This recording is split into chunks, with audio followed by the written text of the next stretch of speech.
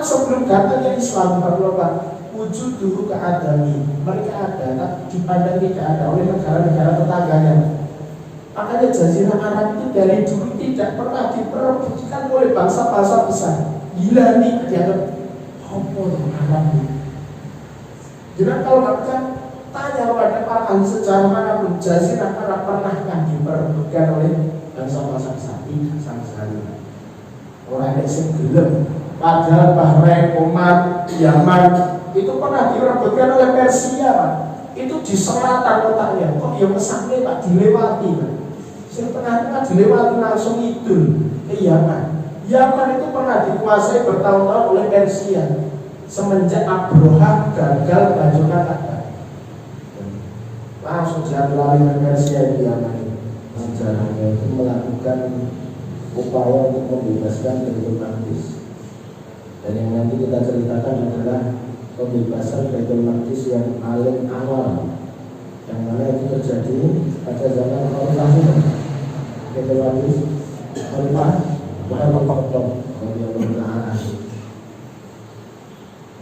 dan kita akan melihat itu banyak sekali pelajaran yang bisa kita ambil dari bagaimana kaum muslimin membebaskan Baitul Maqdis. Bahkan pembebasan Baitul Maqdis atau kalau bahasa secara umumnya adalah penaklukan Baitul Maqdis itu adalah suatu penaklukan yang sangat indah yang bahkan orang-orang barat itu memuji kaum muslimin. Karena memang nanti kalau kita melihat bagaimana Baitul Maqdis, kalau versi kita Baitul Maqdis, kalau versi orang-orang Nasrani maupun orang-orang Yahudi adalah Yerusalem. Jadi orang-orang barat itu Baitul Maqdis itu Yerusalem. Tapi dulu pada zaman Romawi, pada zaman ketika Baitul Maqdis ditaklukkan itu oleh orang-orang Romawi, kotanya itu diberi nama kota Elia. Yang kemudian ketika dibebaskan oleh kaum muslimin, maka dirubah namanya menjadi Baitul Maqdis. Jemaah yang dimuliakan Allah Subhanahu wa taala. Jadi orang-orang barat saja Pak, orang-orang kafir itu ketika mereka mengkaji sejarah umat Islam itu, mereka terpesona dengan bagaimana kaum muslimin membebaskan Yerusalem atau Baitul Maqdis ini, karena ketika mereka membandingkan bagaimana Yerusalem dari dulu itu menjadi rebutan. Jadi Yerusalem itu ataupun Baitul Maqdis itu adalah salah satu kota di muka bumi yang paling banyak diperebutkan oleh bangsa-bangsa besar. Di awal peradaban umat manusia itu muncul dua peradaban, yang satu di Mesir, Mesir kuno. Pemimpin-pemimpinnya ataupun kepala-kepala negaranya itu digelari Fir'aun. Fir'aun itu memang gelar bagi seluruh raja-raja Mesir, bukan hanya yang hidup di zaman Nabi Musa alaihissalam saja. Di antara Fir'aun itu ada yang mereka tidak kejam juga ada, yaitu Fir'aun yang ditemui oleh Nabi Ibrahim alaihissalam itu. Sehingga Nabi Ibrahim itu dihadiahi Fir'aun itu apa? Budak, yaitu Siti Hajar. Dan nanti kemudian juga akan dinikahi oleh Nabi Ibrahim alaihissalam. Pada awal peradaban umat manusia muncul dua peradaban, yang satu di Irak yang biasa disebut sebagai Mesopotamia, yang satu di Mesir. Itu Baitul Maqdis itu wilayah Syam, wilayah yang oleh Allah Subhanahu wa taala dikatakan sebagai bumi yang diberkahi. Kalau kita melihat itu di dalam surat Al-Isra ayat pertama itu kan Allah Subhanahu wa taala katakan subhanalladzi asra bi 'abdihi lailan minal masjidil haram ila masjidil aqsa alladzi barakna haulahu. Bahwa ketika Nabi sallallahu alaihi wasallam diisrakan dari Masjidil Haram ke Masjidil Aqsa itu disebut sebagai bumi yang diberkahi. Maka para ahli sejarah ataupun para peneliti tentang Baitul Maqdis itu mengatakan baik Baitul Maqdis maupun Mekah Al-Mukarramah, dua kota suci yang umat Islam ini sama-sama kota yang diberkahi, dan itu selalu disebut di dalam Al-Quran. Tapi ada perbedaan mendasar antara Mekah dengan Baitul Maqdis. tentang bagaimana Mekah diberkahi dan Baitul Maqdis diberkahi. Kalau Mekah, kota Mekah ini adalah kota yang oleh Allah diberkahi, hanya dikhususkan kepada umat Islam saja. Keberkahan Mekah Al-Mukarramah hanya dikhususkan bagi umat Islam saja, sehingga tidak ada orang-orang dari umat lain yang merasakan keberkahan dari Mekah Al-Mukarramah. Makanya sampai nanti hari kiamat, Mekah Al-Mukarramah itu insya Allah akan selalu terjaga, akan selalu berada di tangan kaum muslimin, karena ini sudah dinas oleh Allah Subhanahu wa Ta'ala. Berbeda dengan Baitul Maqdis. Baitul Maqdis itu adalah kota yang diberkahi, negeri yang diberkahi, tetapi keberkahan itu oleh Allah Subhanahu wa Ta'ala itu disebarkan.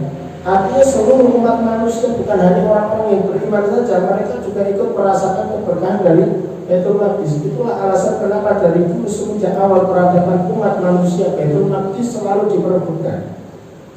Zaman Mesir dan Mesopotamia diperebutkan. Nanti muncul kerajaan Babilonia direbut, muncul lagi kerajaan Yunani direbut kembali oleh Yunani, gantian direbut Yunani, muncul kerajaan Persia direbut oleh Persia, muncul Romawi direbut oleh Romawi, terus menerus seperti ini. Dan para ahli sejarah itu ketika mereka mendeskripsikan sejarah tentang Baitul Maqdis, itu adalah salah satu kota paling berdarah di dunia. Karena selalu diperebutkan oleh bangsa-bangsa besar, dan kalau sampai Baitul Maqdis ini sudah direbut, maka akan selalu terjadi pembantaian besar-besaran di dalam kota suci tersebut. Itulah bagaimana rekam jejak dari Baitul Maqdis, yang ternyata begitu para sejarawan Barat mengkaji saat ketika Baitul Maqdis itu ternyata direbut oleh umat Islam, kondisi itu berbeda dengan yang biasa dialami oleh umat-umat yang lain. Inilah yang nanti akan sedikit kita ceritakan. Sama yang dilakukan Allah Subhanahu wa Ta'ala. Bahwa tadi sudah dikatakan Baitul Maqdis ini dibebaskan oleh umat Islam adalah pada zaman Khalifah Umar bin Khattab radhiyallahu taala anhu, tepatnya pada tahun 16 Hijriah. Atau ada yang mengatakan 15, ada yang mengatakan 17. Saya lebih memilih 16 Hijriah. Karena kalau patokannya nanti dibikin masa itu adalah 637 Masehi, menurut perhitungan orang-orang Barat dan ini klop. Rasulullah SAW itu wafat tahun 11 Hijriah, awal 11 Hijriah.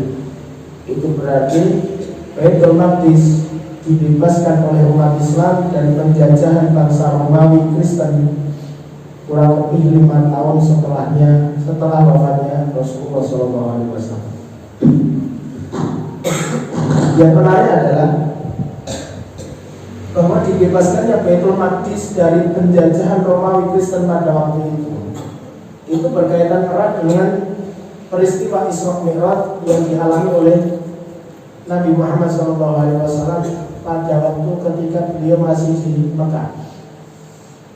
Meskipun banyak perdebatan soal tahun berapakah terjadinya Isra Mi'raj, tetapi pendapat pada umumnya mengacu bahwa Isra Mi'raj itu terjadi pada tahun 10 kenabian, yaitu tahun yang oleh orang-orang musyrik Mekah pada waktu itu ditandai sebagai Amul Husni, yaitu tahun kesedihan, di mana diceritakan bahwa pada tahun 10 kenabian Nabi SAW ditinggal wafat oleh dua tokoh yang paling beliau cintai, dua tokoh yang paling dekat dengan Nabi SAW. Yang satu adalah tokoh sekalipun dia kafir, tetapi kedudukannya di mata Nabi seperti ayah kandung sendiri, bahkan berkaitan dengan dakwah Islam. Andai kata bukan karena dia, siapa yang akan melindungi dakwah ini? Maka dia adalah Abu Thalib. Yang satunya lagi itu adalah istri yang paling sangat dicintai oleh beliau. Bukan hanya istri yang selalu mendukung dakwah beliau, tetapi juga istri beliau ini, yaitu Ibunda Khadijah radhiyallahu ta'ala anha. Itu adalah donatur besarnya Nabi SAW. Jadi di awal dakwah Nabi Shallallahu Alaihi Wasallam itu beliau itu sudah langsung mendapatkan donatur dan itu langsung dari istri beliau sendiri yang merupakan supplier besar. Ibunda Khadijah itu supplier, yang barang dagangan yang banyak sekali, yang mana nanti beliau Ibunda Khadijah itu ketika sebelum dinikahi oleh Nabi Shallallahu Alaihi Wasallam itu nanti setiap ada kafilah dagang yang ke Syam itu banyak di antara orang-orang Mekah itu yang meminjam dagangan Ibunda Khadijah, kemudian nanti dijualkan di Syam dengan harga yang tentunya sudah dikasih untung, sudah diselisih dengan untung dan sebagainya. Misalnya kalau sama-sama itu bayar reseller. Dua tokoh ini wafat pada tahun yang sama, yaitu tahun 10 kenabian. Sehingga Allah Subhanahu wa taala kemudian bisa dikatakan menghibur Nabi Shallallahu Alaihi Wasallam dengan peristiwa Isra Mi'raj. Di mana peristiwa Isra itu sendiri, sebagaimana tadi digambarkan di dalam surat Al-Isra, yaitu adalah peristiwa di mana Rasulullah SAW diperjalankan dari Masjidil Haram ke Masjidil Aqsa, dan itu waktunya hanya dalam sekejap mata saja. Karena dalam sebuah hadis sahih yang diriwayatkan Imam Al-Bukhari, bahwa Nabi SAW pada waktu itu didatangi oleh malaikat Jibril dan beliau dibelah, sebagaimana dulu pada usia 4 tahun beliau juga pernah dibelah dadanya itu. Hatinya dibersihkan, hati beliau itu dibersihkan dengan menggunakan baskom emas yang berisi air zam-zam, disucikan oleh malaikat Jibril. Karena memang nantinya Nabi Muhammad SAW akan berhadapan-hadapan dengan Allah Subhanahu wa taala di Sidratul Muntaha. Maka malaikat Jibril ingin memastikan ketika Nabi Muhammad ingin berhadapan-hadapan dengan Allah Subhanahu wa taala adalah dalam kondisi hatinya suci. Bagaimana kita juga seharusnya seperti itu. Ketika sholat itu seharusnya kita selalu menghadirkan hati kita kepada Allah Subhanahu wa taala dengan hati yang betul-betul suci. Maka kemudian setelah itu Rasulullah SAW diajak malaikat Jibril untuk menunggangi hewan tunggangan yang berwarna putih yang tingginya lebih dari keledai tetapi lebih rendah dari kuda, yaitu yang kita sebut sebagai burung. Dengan sebab inilah kemudian Rasulullah SAW itu berjalan dari Masjidil Haram ke Masjidil Aqsa dengan sekejap mata, dan itu berdasarkan mukjizat dari Allah Subhanahu wa taala. Yang menarik adalah jemaah yang dimuliakan Allah Subhanahu wa taala. Pada tahun 10 kenabian, yaitu saat ketika Rasulullah SAW berdakwahnya itu masih di Mekah dan Madinah. Mekah itu berapa tahun Pak Rasulullah berdakwah di Mekah? 13 tahun. Di Madinah 10 tahun. Pertanyaannya, ketika Rasulullah pada waktu itu berdakwah di Mekah, apakah Mekah sudah berada di tangan kaum muslimin? Belum. Karena nanti Mekah mulai dibebaskan oleh kaum muslimin adalah pada peristiwa Fathu Mekah, yaitu pada tahun ke-8 Hijriah. Sedangkan beliau nanti hijrah adalah pada tahun 14 kenabian, ataupun yang nanti akan ditandai sebagai tahun pertama Hijriah. Artinya peristiwa Isra Mi'raj itu terjadi 11 tahun sebelum Mekah dibebaskan oleh kaum muslimin. Apa yang menarik? Yang menarik adalah ketika Rasulullah itu diperjalankan oleh Allah Subhanahu wa taala lewat peristiwa Isra dari Masjidil Haram menuju Masjidil Aqsa.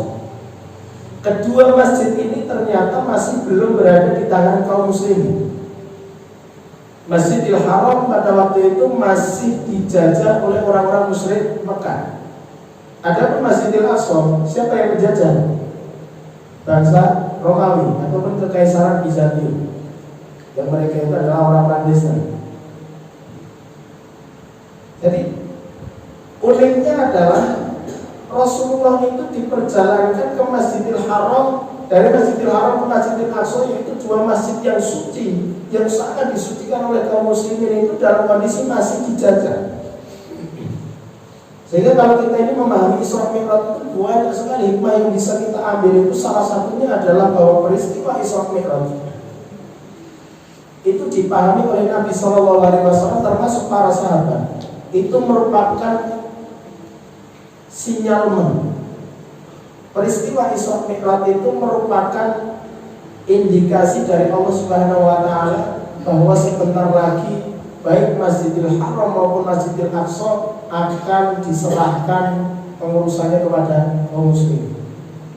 Sekalipun ketika Isra pada waktu itu belum, tetapi itu sudah terindikasi. Baik Nabi SAW maupun para sahabat pada waktu itu bergembira dengan peristiwa Isra ini adalah oh iya, sebentar lagi itu akan berada di tangan kaum muslim. Dan itu betul terjadi kan? 11 tahun kemudian, artinya 3 tahun setelah peristiwa itu Rasulullah hijrah ke Madinah, dan kemudian pada tahun ke-8 Hijriah terjadilah perang Fathu Makkah. Meskipun dikatakan sebagai perang, tapi faktanya tidak terjadi perang. Karena pada waktu itu orang-orang musyrik Mekah, bahkan pimpinannya yaitu Abu Sufyan, memilih untuk menyerahkan diri kepada Nabi SAW, bahkan bersedia untuk mengikrarkan syahadah, dan beliau betul-betul ikhlas tulus dalam mengikrarkan syahadah. Tidak seperti tujuan orang-orang Syiah ataupun orang-orang Akhir Barat yang menuduh bahwa seolah-olah Abu Sufyan masuk Islamnya itu hanya terpaksa. Ini tujuan yang sangat kecil. Sehingga nanti ujung-ujungnya Muawiyah bin Abu Sufyan sebagai putra dari Abu Sufyan itu sendiri dihina berkali-kali. Abu Sufyan ini masuk Islamnya itu betul-betul tulus. Nanti bisa kita buktikan nanti setelah Rasulullah wafat, Abu Sufyan itu hampir tidak pernah absen dalam serial peperangan, baik melawan Romawi maupun versi utamanya melawan Romawi. Itu tidak pernah absen Abu Sufyan. Sama yang dimuliakan Allah Subhanahu wa taala. Fathu Makkah terjadi pada tahun 8 Hijriah. Artinya pada peristiwa itu Masjidil Haram itu betul-betul disucikan. Rasulullah SAW dan 10.000 orang-orang yang beriman ketika memasuki kota Makkah pada waktu itu, mereka melihat kondisi bahwa di sekitar Ka'bah itu dikelilingi oleh kurang lebih 360 berhala. Ini adalah sesuatu yang tidak pantas, Pak. Kota suci, kiblatnya umat Islam. Dulu Pak, ketika masih di Mekah itu, Rasulullah itu ketika awal mendapatkan wahyu kenabian di Gua Hira itu, beberapa bulan setelah itu Rasulullah pun juga mendapatkan wahyu tentang sholat, meskipun bukan sholat 5 waktu. Dikatakan oleh para ulama itu sholatnya adalah pagi dan petang. Termasuk juga sholat tahajud itu diwajibkan. Sebelum adanya sholat 5 waktu itu, sholat tahajud diwajibkan baik kepada Nabi maupun seluruh orang yang beriman. Sama yang dilakukan Allah Subhanahu wa taala. Dan selama 13 tahun di Mekah, Rasulullah dan para sahabat yang sudah beriman itu ketika mereka sholat menghadapnya bukan ke Ka'bah, kemana? Baitul Maqdis. Hanya saja waktu itu Rasulullah ngakali. Rasulullah itu tetap di dalam hati beliau itu ganjel rasanya.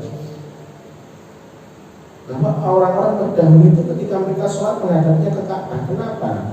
Giliran saya menghadapnya ke Baitul Maqdis, yaitu kiblat yang justru dibangga-banggakan oleh orang-orang Yahudi yang Rasulullah ngakali kan. Jadi ketika beliau itu menghadap ke Baitul Maqdis itu, ya beliau menghadapnya tetap ke Ka'bah. Jadi Ka'bah artinya beliau sholatnya itu di selatan Ka'bah. Sholat di selatan Ka'bah artinya beliau bisa menghadap Ka'bah dan Baitul Maqdis sekaligus. Dan itulah yang juga dilakukan oleh umat Islam. Tetapi faktanya berbeda nanti ketika sudah hijrah ke Madinah. Karena Madinah itu letaknya nanti di arah utara, tepat di tengah-tengah antara Mekah dan Syam, Mekah dan Baitul Maqdis, sehingga menjadikan Nabi dan para sahabat akhirnya sedih ketika sholat mau tidak mau mereka harus membelakangi Ka'bah. Barulah tahun kedua Hijriah Allah Subhanahu wa taala turunkan perintah agar Nabi dan seluruh orang-orang beriman itu mengalihkan kiblatnya dari yang awalnya Masjidil Aqsa dialihkan ke Masjidil Haram. Dan pada waktu itu Rasulullah SAW dan para sahabat itu kan sholat di masjid yang nantinya akan disebut sebagai Masjid Qiblatain. Sholat zuhur 2 rakaat pertama menghadap ke Masjidil Aqsa, kemudian 2 rakaat berikutnya karena ayat itu turun di pertengahan sholat, maka kemudian Rasulullah mengalihkan kiblatnya dari utara menuju selatan. Disitulah kemudian Nabi dan para sahabat berbahagia. Di sisi lain orang-orang Yahudi menanggapi. Orang-orang Yahudi itu ketika awal kaum muslimin pindah ke Madinah, karena di Madinah banyak sekali orang-orang Yahudinya itu selalu dihina. Ada dua kubu di kok sholatnya ada di belakang. Mengontrak kiblat sampai kiblat dikontrak. Itu selalu dihina. Tetapi di dalam hati mereka pada waktu itu orang-orang Yahudi itu memang waktu itu mereka masih, ya bisa dikatakan itu di dalam hatinya masih ada harapan. Sekalipun mereka tidak beriman itu, ketika menyaksikan kaum muslimin sholatnya menghadap Masjidil Aqsa itu mereka masih ada harapan bahwa oh berarti memang kami ini orang-orang Bani Israil itu masih menjadi bangsa pilihan Allah. Tetapi ketika tahun 2 Hijriah kiblat dialihkan ke Masjidil Haram, di satu sisi mereka merenung karena tidak bisa menghina kaum muslimin lagi, karena mereka sudah punya kiblat sendiri. Yang kedua, mereka berpikiran di dalam hati, ojo memang ini pertanda bahwa pusat keislaman itu sudah berpindah memang dari orang-orang Yahudi menuju orang-orang Arab. Maka jamaah yang dimuliakan Allah Subhanahu wa taala, artinya tahun 2 Hijriah kaum muslimin mulai sholat menghadap Masjidil Haram. 6 tahun kemudian mereka kemudian mengunjungi Masjidil Haram dalam peristiwa penaklukan kota Mekah. Kondisinya memang tidak pantas. Kiblat kita selama ini begini betul. Di sini berhala-berhala, maka kemudian seluruh berhala itu oleh Rasulullah SAW diperintahkan untuk dihancurkan. Hancurkan semua. Bahkan juga di dalam Ka'bah itu ada lukisan itu yang orang memper gitu, orang berjanji. Jadi di dalam Ka'bah itu ada lukisan itu Nabi Ibrahim dan Nabi Ismail itu lagi main judi, pakai panah. Kok itu tegelan, Nabi Ibrahim dan Nabi Ismail dua nabi yang mulia dibikin lukisan oleh orang-orang musyrik Mekah itu sedang main judi. Itulah alasan kenapa mereka ketika main judi, makan bangkai dan sebagainya itu mereka kok biasa-biasa saja. Karena mereka mengklaim ini adalah ajarannya Nabi Ibrahim alaihissalam dan Nabi Ismail. Susah orang-orang seperti ini. Ijib penting ada itu mau ahli maksiat daripada orang yang ada di luar. Karena yang berkata Allah Subhanahu wa taala. Maka dengan jatuhnya kota Mekah ataupun Masjidil Haram ke tangan kaum muslimin pada waktu itu tentu bergembira, karena ternyata apa yang mereka pikirkan selama ini semenjak Isra Mi'raj betul-betul terjadi. Tetapi yang jadi pertanyaan adalah 2 tahun setelah itu Rasulullah SAW wafat dengan masih menyisakan PR, yaitu Masjidil Aqsa. Mereka mungkin bertanya-tanya, loh, Isra Mi'raj Rasulullah itu diisrakan dari Masjidil Haram ke Masjidil Aqsa. Masjidil Haramnya sudah dibebaskan, Masjidil Aqsa gimana? Rasulullah wafat dalam kondisi Masjidil Aqsa ini masih menjadi PR.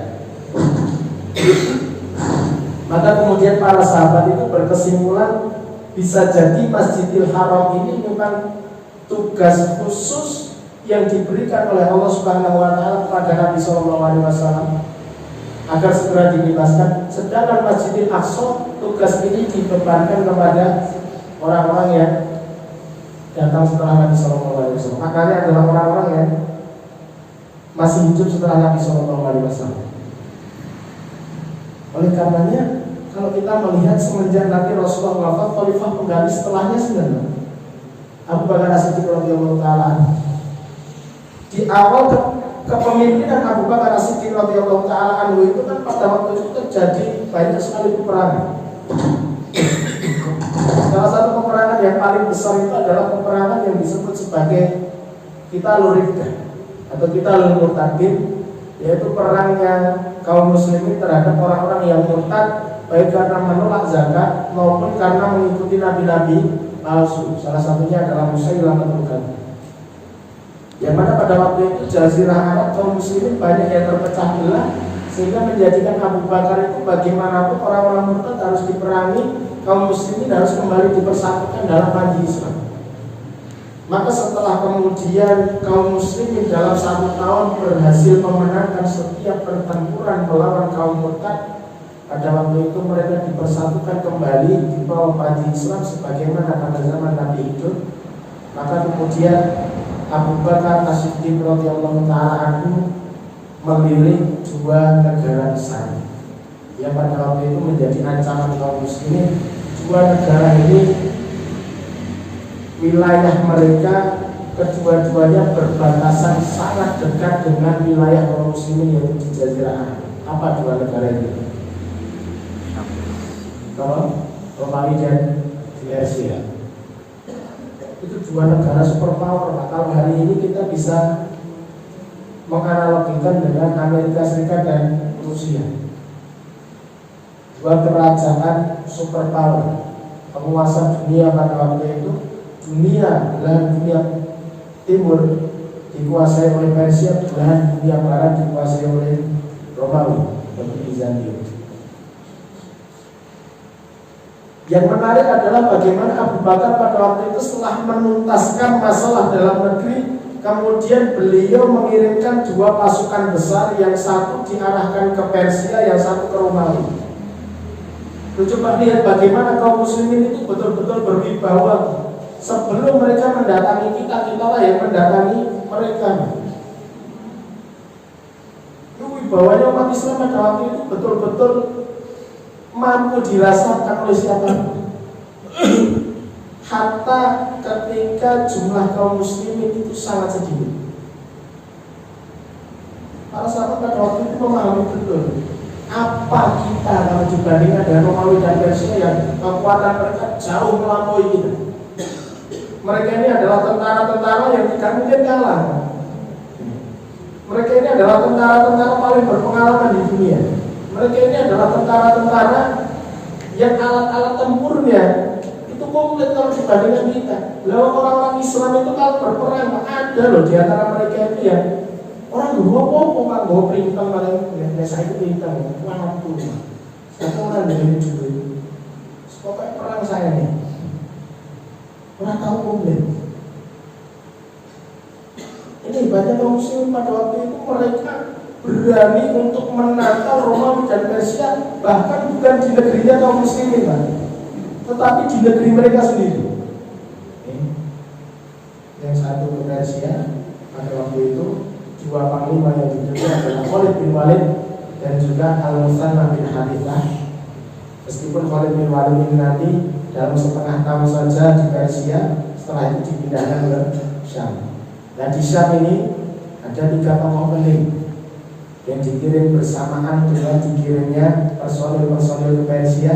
3 ini adalah pertama yaitu Yazid bin Abu Sufyan, kakak dari Muawiyah bin Abu Sufyan. Yang kedua adalah Amr bin As. Yang ketiga adalah Surahbil bin Hasan. Masing-masing dari ketiga komandan ini mereka diminta untuk membebaskan wilayah ataupun provinsi dari Kekaisaran Romawi di wilayah Syam. Kalau Surahbil bin Hasanah itu diarahkan ke Yordania, kemudian Amr bin As itu diarahkan ke Damaskus, sedangkan Yazid bin Abu Sufyan diarahkan ke bumi Palestina. Imam Al-Baladuri dalam kitab Futuhul itu mengatakan bahwa ketika kaum muslimin itu diarahkan ke negeri Syam, pertempuran pertempuran paling pertama terjadi itu di Palestina, tepatnya di kota Gaza. Itu pertempuran paling pertama terjadi itu di Gaza. Maka bisa dikatakan negeri Syam yang paling pertama dibebaskan oleh kaum muslimin itu adalah Gaza, yang hari ini sedang dihabisi oleh Israel. Dari Gaza situlah nanti lahirlah seorang tokoh yang sangat luar biasa yang kita kenal dengan Muhammad bin Idris Asy-Syafi'i. Dan pada usia 4 tahun beliau lahir di Gaza. Aslinya orang Quraisy, asli Quraisy. Ya, kemudian ketika Gaza ditaklukkan itu kan kemudian nanti kaum muslimin banyak yang pindah ke situ. Dan nanti ratusan tahun kemudian muncullah Imam Syafi'i usia 2 tahun oleh ibunya dibawa ke Mekah, dibawa kembali ke tanah leluhur untuk mempelajari bahasa Arab yang fasih. Sampai kemudian beliau menjadi imam baik di Mekah, Madinah, dan kemudian pindah ke Mesir. Sama yang dimuliakan Allah Subhanahu wa taala, Gaza kemudian awal ditundukkan berlanjut kepada Nablus yang hari ini masuk di wilayah tepi barat. Maka dari situlah terjadi banyak sekali serial pertempuran antara kaum muslimin dengan orang-orang Romawi yang pada waktu itu pertempurannya itu seluruhnya dimenangkan oleh kaum muslimin. Dan salah satu pertempuran paling besar yang dialami oleh kaum muslimin melawan orang-orang Romawi adalah pertempuran Yarmouk. Yang pada waktu itu di dalam perang Yarmouk itu Imam Al-Balaghuri mengatakan jumlah orang-orang Romawi itu mencapai 200.000 pasukan, sedangkan kaum muslimin hanya 24.000 pasukan. Allah Subhanahu wa taala menangkan golongan yang kecil ini. Karena Allah pernah berfirman, "Kam min fi'atin qalilatin ghalabat fi'atan katsiratan bi'idznillah." Berapa banyak kelompok kecil mereka berhasil menggulung kekuatan yang besar dengan izin Allah Subhanahu wa taala. Dan itu betul-betul terjadi. Maka kemudian dengan kekalahan Romawi pada perang Yarmouk, perang besar-besaran di bumi Syam ini menjadikan wilayah-wilayah Romawi itu banyak yang terbuka bagi kaum muslimin. Salah satunya adalah Baitul Maqdis. Ini adalah kota yang sangat diinginkan oleh kaum muslimin, kota yang bagi mereka itu dianggap sebagai PR. Yang mana setelah Rasulullah wafat, ketika Rasulullah wafat ternyata Baitul Maqdis belum. Maka ini adalah saat yang tepat untuk membebaskan Baitul Maqdis dari cengkraman penjajah Romawi yang zalim. Maka kemudian setelah wafatnya Abu Bakar As-Siddiq radhiyallahu taala anhu, menjelang peristiwa pertempuran Yarmouk itu, kekhalifahan Islam digantikan oleh Umar bin Khattab radhiyallahu taala anhu. Maka pada waktu inilah Umar bin Khattab menginstruksikan kepada kaum muslimin untuk melanjutkan pembebasan bumi Syam. Salah satunya adalah membebaskan Baitul Maqdis. Khalid bin Walid yang jadi panglima militer di Syam oleh Umar bin Khattab dipecat, digantikan Abu Ubaidah bin Jarrah. Itu menjadi fitnah sangat luar biasa besar di kalangan para ahli sejarah hari ini. Ada yang mengatakan bahwa Umar bin Khattab itu sentimen luar biasa terhadap Khalid bin Walid, wendengeran. Makanya dipecat, dikatakan Abu Ubaidah. Padahal Umar bin Khattab itu pernah mengatakan ketika ditanya, belum jenengan itu kok mengganti panglima yang dulu dipilih oleh Abu Bakar, yang dulu oleh Rasulullah disebut sebagai Saifullah al-Maslul, pedang Allah yang selalu terhunus, jenengan ganti, ibaratnya lancang saja. Apa kata Umar bin Khattab? Kalian nggak tahu apa di negeri Syam sana, kan nggak tahu, tapi ikut lagi. Jangankan kaum muslimin, musuh-musuh kita saja sudah menganggap Khalid bin Walid itu sebagai dewa. Orang-orang Romawi itu kok banyak kalah itu karena dianggap hati-hati, Khalid bin Walid ini dewa perang. Makanya kita kalah terus. Khalid bin Walid itu dianggap dewa, dipuja-puja. Saya khawatir kaum muslimin juga berpikiran sama. Mereka yang awalnya menggantungkan kemenangan hanya kepada Allah, malah menggantungkan kemenangan kepada Khalid bin Walid. Padahal kemenangan hanya di tangan Allah Subhanahu wa taala. Lihat bagaimana Abu Ubaidah bin Jarrah pun juga bisa melakukan hal yang sama selama itu mendapat pertolongan dari Allah. dan ketemu. Tapi beda bicara, salah satu di antara 10 sahabat yang dijamin masuk surga itu berhasil memimpin kaum muslimin untuk membebaskan banyak sekali kota-kota. Salah satunya adalah Baitul Maqdis, dikepung. Karena memang kota-kota besar zaman dahulu itu berbenteng, Mas. Benteng yang kalian ini, karena zaman dulu itu kan perang darat. Perang Panjang Sami badai Gersani itu peninggalan dari Keraton Surakarta dan Jogja itu sampai hari ini masih bentengan. Kenapa dibentengi ya? Dulu perangnya perang darat ya. Kota-kota kalau tidak ditembok, Mas, rawan sekali diperebutkan oleh musuh. Ditembok. Tetapi tembok-tembok kota yang ada di Syam itu jauh lebih besar dan tinggi kalau dibandingkan dengan apa yang pernah kita lihat di Keraton Surakarta atau Jogja. Ya, karena fungsinya memang beda. Tembok kota itu tebalnya bisa sampai 3 meter, tebalnya kok. Wadahnya tembok tinggi, benteng. Tingginya itu sekitar 6 sampai 9 meter. Itu membentengi seluruh kota Baitul Maqdis. Itu dibentengi. Yang mana ketika kaum muslimin datang maka seluruh gerbang kota itu ditutup. Lucunya adalah orang-orang Romawi itu paham kaum muslimin itu tidak lengkap, alat-alat tempurnya tidak lengkap. Beda dengan Romawi. Romawi itu kalau mereka ingin menghancurkan tembok musuh kan menggunakan manjarin. Manjarin itu kayak pelintang raksasa. Apa itu? Watu. Menghancurkan benteng. Kaum muslimin kan dua kok Pak. Iya lah.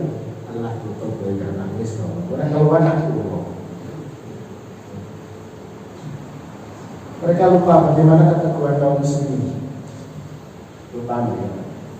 Mereka lupa bahwa Allah Subhanahu wa Ta'ala selalu memberikan rezeki mereka dalam kondisi mereka sedang membutuhkan selalu dikepung sampai berbulan-bulan, sampai kemudian uskup agung mereka, uskup agung Baitul Maqdis pada waktu itu yang bernama Sophronius, agama Kristen, karena memang seluruh Syam pada waktu itu agamanya Kristen. Mereka kemudian berembuk. Mereka saling bertanya-tanya, apa yang membuat kita itu tidak membuka diri terhadap kaum muslimin? Ya jelas bahwa kita Kristen.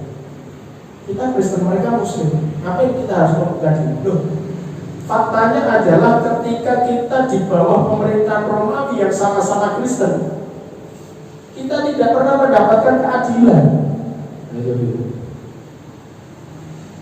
Lihat bagaimana para tentara Romawi ketika melewati daerah-daerah kita, mereka itu selalu menjaga harta-harta kita dan rumah-rumah kita. Padahal mereka itu mengaku kami adalah orang Kristen dan menjaga agama Kristen. Ini selalu seperti itu. Dan di saat yang sama kita mendengar bagaimana ketika kaum muslimin sudah menguasai kota-kota kita, orang-orang Kristen tidak dipaksa untuk pindah agama, gereja-gerejanya dilindungi. Dan bahkan kita dengar sendiri orang-orang Nasrani yang sudah dikuasai oleh kaum muslimin, mereka meminta untuk selamanya dikuasai oleh kaum muslimin karena keadilan pemerintahan mereka. Bukankah ini saatnya kita membuka diri bagi mereka? Bukankah inilah yang dinubuatkan oleh Nabi Daniel di dalam perjanjian lama, bahwa suatu saat nanti akan datang seorang laki-laki yang tidak membawa sendal, yang pakaiannya komang caping, yang datang jauh dari negeri Arab ke sini jalan kaki, yang kemudian akan membuka pintu dari kota kita ini. Bukankah hari ini itu adalah hari yang dijanjikan oleh Nabi kita, Nabi Daniel? Maka kemudian mereka bersepakat untuk memberikan kunci Baitul Maqdis kepada umat Islam, tapi dengan syarat mereka menginginkan sosok yang dijanjikan oleh Nabi Daniel. Saya ingin agar khalifah kalian datang sendiri. Mereka menerangkan engkau jujur mas khalifah ini.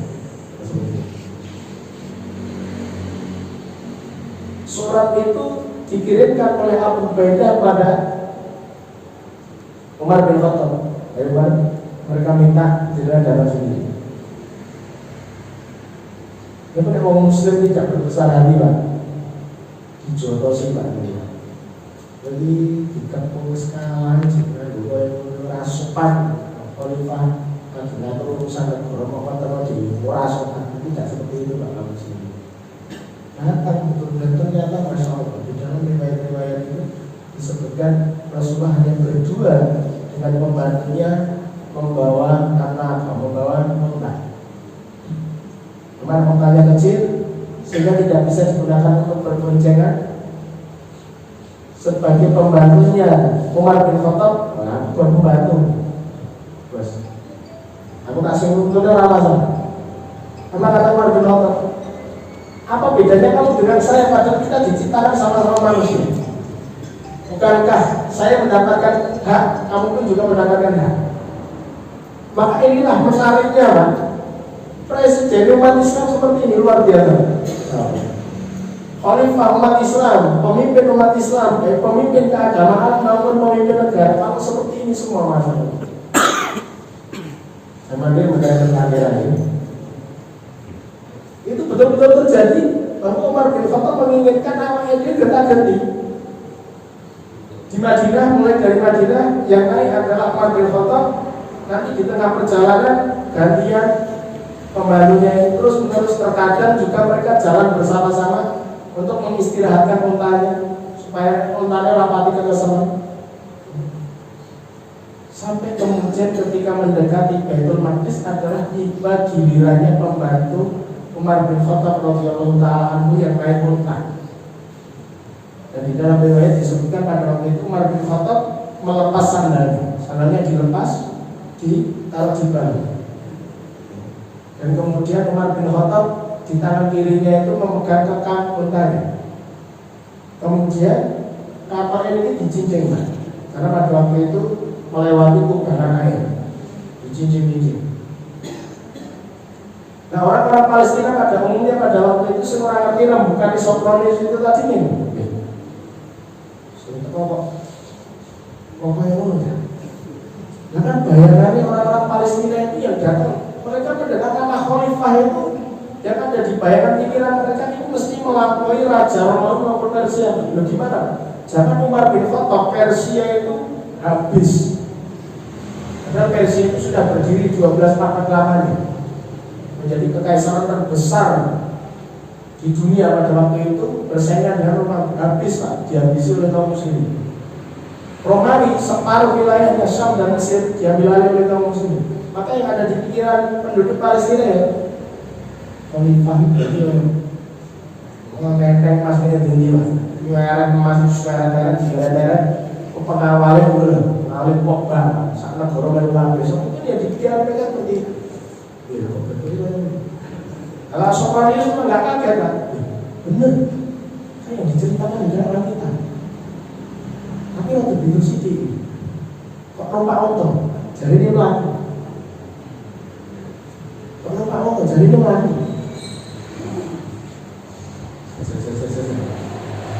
Itu betul-betul penduduk Palestina masih corok. Tapi yang dilihat bukan yang nuntun ini loh Pak. Orang bisa baru pas saya nuntun loh. Rasukan yang mau Palestina pada waktu itu kan, rasukan kan. Saya bisa sih dua contoh Pak. Ya Allah, Umar bin Khattab dipandang sebelah mata. Kalau kan Sopan itu waktu kaget, benar, sempat ini benar. Tapi kalau yang beruntung, dia mesti keliru. Mereka mengira itu Khalifah adalah yang naik unta.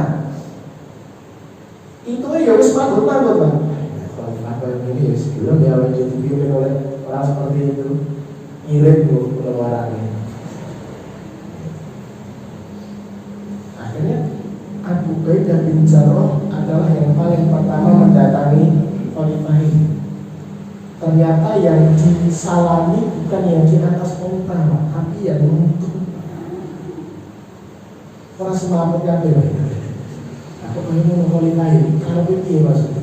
Lalu saya dulu ini sok apa bahaya Khalifah. Ternyata membantu.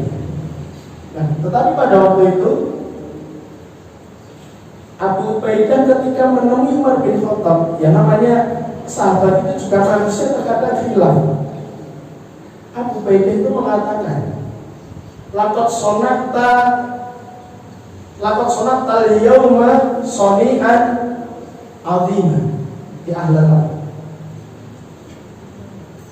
Lakot sonata al-yawma soni'an azima di ahlal.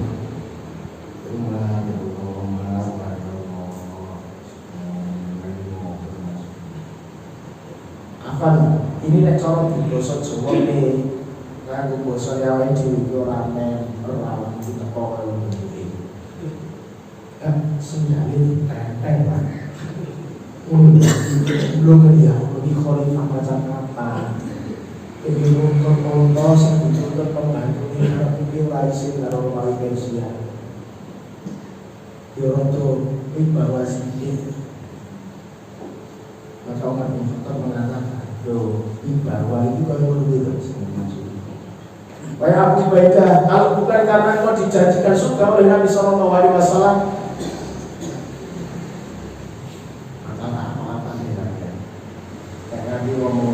dia mengatakan, lapor pun nakalilah. Ya Abu Ubaidah, sesungguhnya kita orang Arab itu dulu adalah orang yang hina-hina. Ini jadi pertanyaan ini suruh. Oh jangan lebih bukan. Sampai boleh jadi. Sampai belum. Lapor pun nakalilah. Dulu kita orang Arab itu adalah bangsa yang hina-hina. Orang-orang Arab sebelum datangnya Islam berlomba wujud dulu keadami. Mereka ada, dipandang tidak ada oleh negara-negara tetangganya. Makanya Jazirah Arab itu dari dulu tidak pernah diperebutkan oleh bangsa-bangsa besar. Gila nih dianggap apa Arab ini. Jadi kalau nggak tanya kepada para ahli sejarah manapun, Jazirah Arab pernahkah diperebutkan oleh bangsa-bangsa besar? Tidak sama sekali. Orang yang gelap. Padahal Bahrain, Oman, Yaman itu pernah direbutkan oleh Persia, Pak. Itu di selatan letaknya. Kok yang kesana Pak dilewati, Pak. Yang tengah-tengah dilewati langsung itu ke Yaman. Yaman itu pernah dikuasai bertahun-tahun oleh Persia semenjak Abraha gagal menghancurkan Ka'bah. Langsung diambil oleh Persia di Yaman itu. Karena ada laporan, orang-orang Arab itu lapor ke Persia. Orang-orang Muslim Mekah itu ibaratnya ke Persia atau Muslim. Kayak Abraham ya, omongan Romawi Kristen ya, mosok aku nggak diatur di Yaman atau orang lain, diambil lagi. Itu dari pesisir mulai pesisir bagian timur, yaitu Oman, Bahrain, semuanya disapu bersih oleh Persia, ditaklukkan sampai Yaman, setengah-tengah orang digagas. Ibarat ini, ayo masih sama Open. Tidak penting. Kalau kata teman-teman, kita ini malah hina-hina orang dianggap. Ijib penting dianggap budak. Orang dianggap 18 teman. Ada budak dari Arab di bawah atau penungso. Tidak dianggap. Fa'azallahu bil Islam. Lah hari ini Allah muliakan kita dengan Islam. Dulu kita sama sekali tidak dianggap keberadaan kita. Hari ini kita menjadi tuan-tuan dari raja-raja besar. Adalah Allah. Maka kalau kita mencari kemuliaan selain dengan jalan Islam, Allah justru akan menghinakan kita. Ini kunci prinsip. Kita ingin mencari jalan kemuliaan, jangan cari jalan lain. Carilah jalan Islam sekalipun kita melihat kau itu mustahil. Karena kalau sudah saya direnungkan, jalan Islam adalah jalan kemuliaan. Maka disitulah kemudian oleh Sofronius didatangi, kunci diserahkan kepada Umar bin Khattab. Umar bin Khattab dan kaum muslimin kemudian diajak jalan-jalan. Maka setelah itu waktu zuhur, Umar bin Khattab radhiyallahu taala anhu meminta izin agar kami sholat. Itu oleh Sofronius itu karena ini tamu agama, maka diizinkan Umar bin Khattab dan kaum muslimin dengan ajak sholat. Saya kasih tempat. Ini tempat yang betul-betul kami sediakan secara khusus bagi jenengan. Ini adalah tempat yang paling diadukan oleh seluruh umat Nasrani, yaitu kali satu kiamat. gereja kiamat ataupun yang disebut oleh orang-orang barat itu sebagai The Church of the Holy Sepulchre atau gereja makam suci. Apa gereja makam suci itu? Gereja makam suci adalah gereja yang mereka yakini merupakan makamnya Nabi Isa alaihissalam. Jadi menurut keyakinan mereka Nabi Isa itu setelah disalib dikuburkan selama 3 hari 3 malam. Ya, kuburannya itu ya di gereja itu, kalau gereja.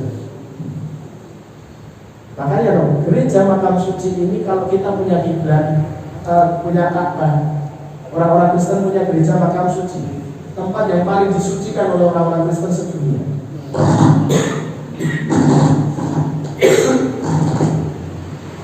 Apa jawaban Umar bin Khattab? Bukan masalah karena umat Islam boleh ya sholat di gereja. Bukan itu Pak, jawaban Umar bin Khattab itu bukan itu.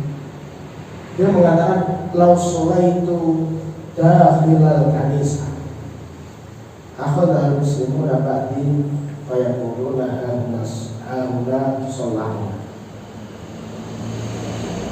Bukannya kami itu orang kok awake dhewe orang menghargai.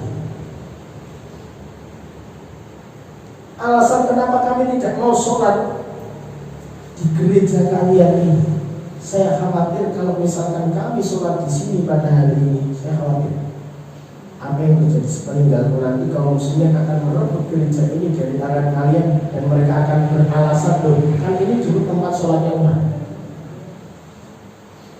Masya Allah, itu langsung kaum Kristen itu langsung pada waktu itu langsung.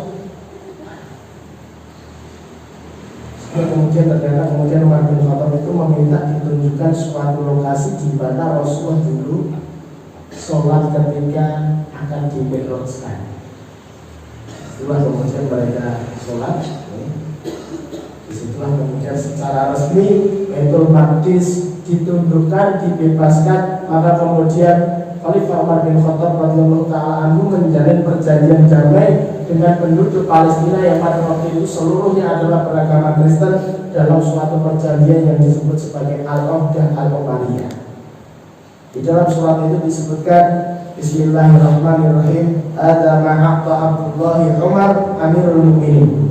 Ini adalah perjanjian antara Umar bin Khattab Amirul Mukminin ahla iriya'i minal aman. Perjanjian damai yang diikat Umar bin Khattab dengan penduduk Elia, itu Maqdis. Aqtahum amanan li anfusihim wa amwalihim wa likana'isihim wa sulbanihim wa saqamiha wa bariha. Maka kami menjamin keamanan bagi seluruh jiwa mereka, harta mereka, bahkan gereja-gereja mereka. Salib mereka juga diberikan keamanan. Wasairin millatiha, bahkan agama-agama apapun yang dianut oleh penduduknya akan kita jamin.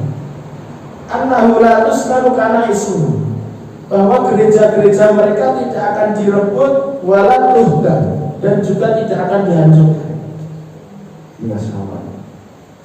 Wala yanqusu minha wala min hayyiziha, dan gereja-gereja mereka tidak akan dikurangi bangunan-bangunannya. Wala min salibihim, termasuk salib-salib mereka juga tidak akan dihancurkan. Ala min syai'in min amwalihim, dan harta-harta mereka juga tidak akan direbut. Wala yukrahuna ala dinihim, bahkan mereka tidak dipaksa untuk meninggalkan agama mereka. Padahal setelah itu kaum muslimin kemudian sebagian itu mereka minta tempat tinggal di dalam situ, tapi mereka bisa hidup hukum. Bahkan akhirnya banyak yang masuk Islam. Hari ini kita lihat Palestina itu 90% Muslim. Kalau kita ingin melihat wujud toleransi yang sebenarnya di sana Palestina, masa orang Muslim kok diajari toleransi? Coba lihat gereja makam suci yang pada waktu itu Umar bin Khattab diminta untuk sholat di situ tidak mau. Alasannya itu, alasan sesederhana itu Pak, yang membuat gereja makam suci selama 13 abad di bawah kekuasaan kaum muslimin sampai hari ini masih utuh. Masih bangunannya masih utuh. Lo bayangin Pak, kalau Ka'bah dibalik dikuasai oleh mereka, apa yang terjadi? Hancur Pak. Betul ya, gorgotan. orang ruwet Pak. Udah menentukan daripada bangunan yang rupak sih tidak ngomong Nasrani. Maka kemudian pembebasan Baitul Maqdis ini dipuji oleh seorang sejarawan Barat, mantan biarawati Kristen bernama Karen Armstrong, yang mengatakan bahwa apa yang dilakukan oleh Umar bin Khattab pada waktu itu merupakan peristiwa paling langka, karena memang Yerusalem dari dulu ketika direbut selalu terjadi pertumpahan darah, sedangkan Umar bin Khattab datang tanpa setetes pun darah. Dia kemudian menyamakan kejadian itu dengan peristiwa Fathu Mekah, di mana Rasulullah SAW begitu datang. Oh, Muslim Mekah itu kan sebanyak ini, waduh ya, dunia awal hilang gitu. Bukan? Orang-orang Mekah itu semuanya tokoh-tokoh yang dulu menindas Nabi Muhammad dan kaum muslimin, ternyata dibebaskan, diampuni. Kalau kelasnya orang-orang yang dulu menyiksa orang-orang yang beriman saja diampuni, apalagi orang-orang yang tidak pernah berhubungan dengan kaum muslimin, sekalipun beda agama, lebih diampuni lagi tanpa setetes darah pun. Dan dia kemudian Karen Armstrong membandingkan dengan apa yang terjadi pada tahun 1099 Masehi, artinya 637, nanti di bawah 400 tahun kemudian, 450 tahun kemudian, yaitu peristiwa Perang Salib pertama. Saat ketika kaum muslimin sedang lemah-lemahnya, bangsa Eropa datang, bangsa Kristen Eropa datang mengumumkan Perang Salib. Mereka kemudian melakukan kerusakan yang besar. Saya Sami bin Abdullah Al-Mabud itu sampai mengatakan setiap kaum muslimin yang dilewati itu, pedagang-pedagangnya ini nanti akan diculik, kakinya itu ditaleni Pak modelnya. Kayak taleni pedus itu ya, dibelek modelnya. Karena orang-orang Eropa zaman dulu bilang hari ini beda Pak. Hari ini kita zaman biar itu memang barbar, orang lokro. Jadi kenapa dibelek modelnya? Dikira nih orang-orang muslim itu nyimpan duit ini yang jerman dibelai, ada duit itu saking serakahnya. Maka apa yang terjadi pada waktu itu, ada dua kota besar yang dihancurkan. Yang satu kota Ma'arad, Nu'man, 100.000 penduduknya itu dibantai habis, dan juga Baitul Maqdis yang menurut versi Karen Armstrong 40.000 kaum muslimin dibantai hanya dalam 2 hari. Syekh Sami bin Abdullah Al-Mabud mengatakan bahwa yang dibantai itu sekitar antara bilangan 80.000 sampai 100.000. Bahkan juga pada waktu itu diceritakan ada seorang tokoh yang menjadi saksi pada waktu itu, yang ikut menaklukkan Yerusalem dari tangan kaum muslimin. Ada salah satu tentara Salim yang bernama Raymond de Aquiles, itu menulis buku harian yang sampai hari ini masih ada cetakannya. Buku harian ketika dia ikut membantai kaum muslimin, apa kata dia? Pemandangan indah mesti disaksikan. Bagaimana kami membantai kaum muslimin, bagaimana orang-orang yang hidup kami bakar hidup-hidup, bagaimana orang-orang yang ada di bangunan-bangunan tinggi yang saat ini apartemen-apartemen itu kita panah satu persatu sampai berjatuhan. Tumpukan tangan dan kaki berserakan di pinggir-pinggir jalan. Bahkan yang lebih menarik adalah apa yang terjadi di lataran Kuil Sulaiman. Kuil Sulaiman itu masih berlangsung. Darah kaum muslimin pada waktu itu menggenang setinggi lutut kaki orang dewasa. Saking banyaknya orang yang dibantai. Lihat bagaimana perbandingan antara kaum muslimin yang membebaskan Baitul Maqdis dengan bagaimana orang-orang Nasrani yang menaklukkan Baitul Maqdis, dan bagaimana lihat orang-orang Yahudi hari ini yang mereka berambisi untuk menguasai Palestina. Salah akan bicara lagi kan? Masih ada satu lagi. Sebentar lagi kita pada pembayaran dari segi sebutkan. Kapan dia lagi mau? Kurang lebihnya saya mohon maaf. Assalamualaikum warahmatullahi wabarakatuh.